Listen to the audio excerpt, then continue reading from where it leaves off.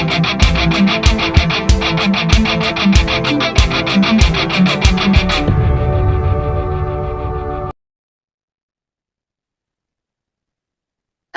today I want to start talking about mindsets and why this is where we start our change for an entire life transformation.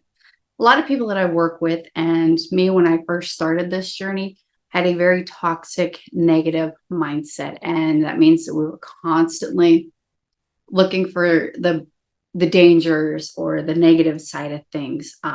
You walk into a room and you note all of the exits. You look around on what could be used for a weapon. In case of self-defense, you are aware of every person and their moves, and you're constantly on all the time and looking for the negatives. Even your sleeping habits could tend to focus on self-defense, always on, looking for the dangers.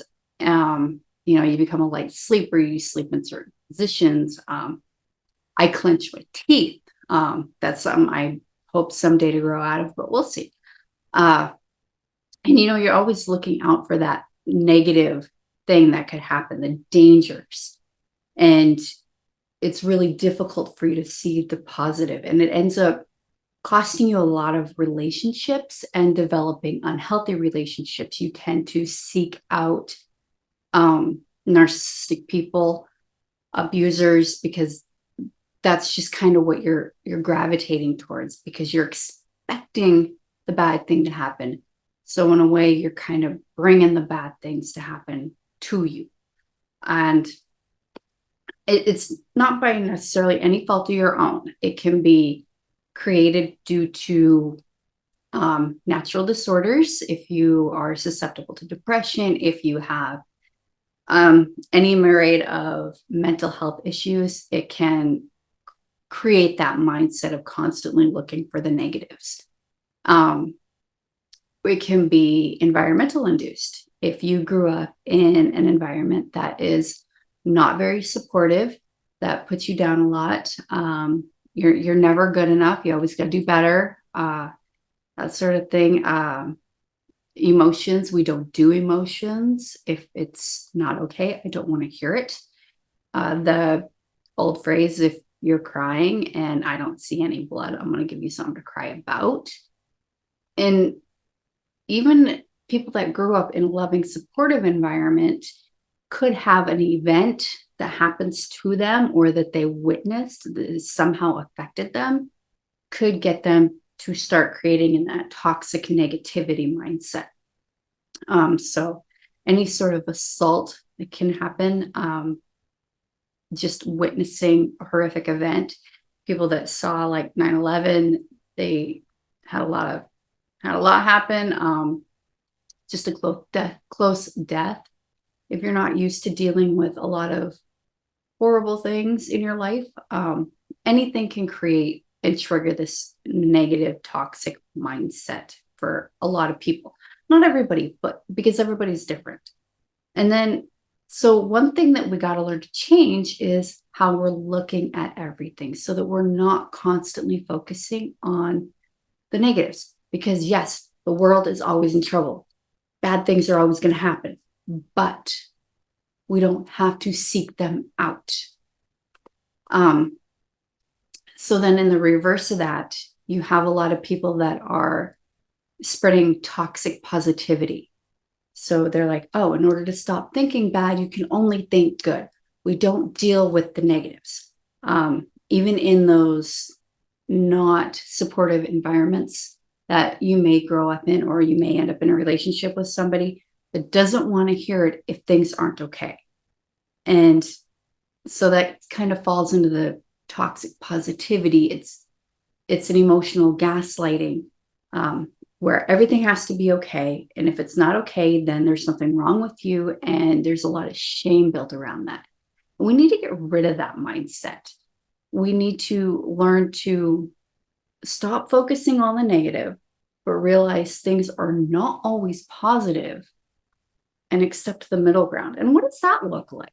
It's a healthy, positive attitude where you can see and acknowledge that something bad's happening, something's going on. You know, somebody dies. It's a horrific event if, you know, your grandma dies, and it's really sad. And you can acknowledge that you are sad. You're going through the grieving process, but you can also know that you have the power to work through it. And that's where we are acknowledging the negative thing, the horrible, sad thing, but we're leaving space for the positive light to come in instead of where you have the negative, toxic side of things where it's like grandma died, it's the end of the world. I'm never going to get to do this. I'm never going to get to do that. And you're constantly focusing on the negative. I'm never going to be this. I'm never going to, never, never, never. The world's ending. And then the toxic positivity side, oh, she's in a better place. She's not in pain anymore. And yes, those are okay thoughts to kind of help you work through it a little bit. But to stay in there and to ignore your pain, to be like, you have no right to be upset, to be sad because grandma's gone. And how dare you be upset because grandma's gone? Because grandma's now in a better place. She's not in pain anymore. She's with whoever and doing whatever, and everything is great. So don't be sad anymore. That's the toxic positivity side. And in reality, things are going to happen. And there won't always be a positive outcome to it, except the fact that so far you have survived every bad thing that has happened to you. Has it scarred you? Yes. Has it left an imprint on you? Yes. Has it impacted your life? Yes. But in order to move forward and to create a more powerful you, you need to acknowledge the emotions and realize that you can get through it. And that's where your spin from toxic negativity to a healthy, positive mindset comes in play. And even people that have the toxic positivity, when something bad actually happens to them, and I call that the Pollyanna syndrome, the toxic positivity people.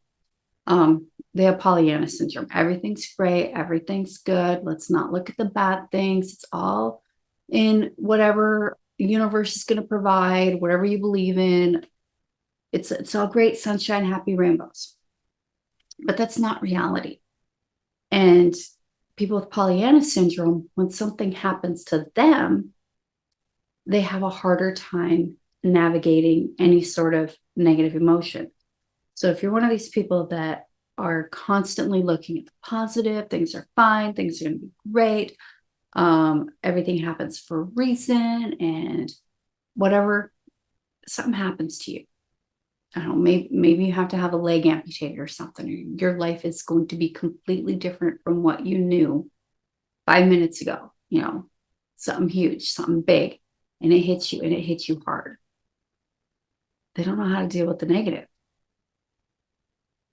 in a healthy manner. So you have to acknowledge that things are both ways. You can have extremely happy moments, and you can acknowledge the fact that you had this great thing happen to you and you're happy, and you can live in that moment and embrace that moment. But the same is true when not so good things happen. You need to acknowledge that moment. You need to live in that moment, not stay there. We're just kind of visiting. We need to visit these moments, work through them so that we can continue to grow and move forward and create the life that we really want and desire. So that's my spiel on why we start with mindsets and getting that altered when we are creating the life that we want to live. So just take a moment, take a deep breath, and be like, I'm going to work through everything, good and bad, because it's part of my life. And I am going to create a stronger life and a better life for myself. Until the next time.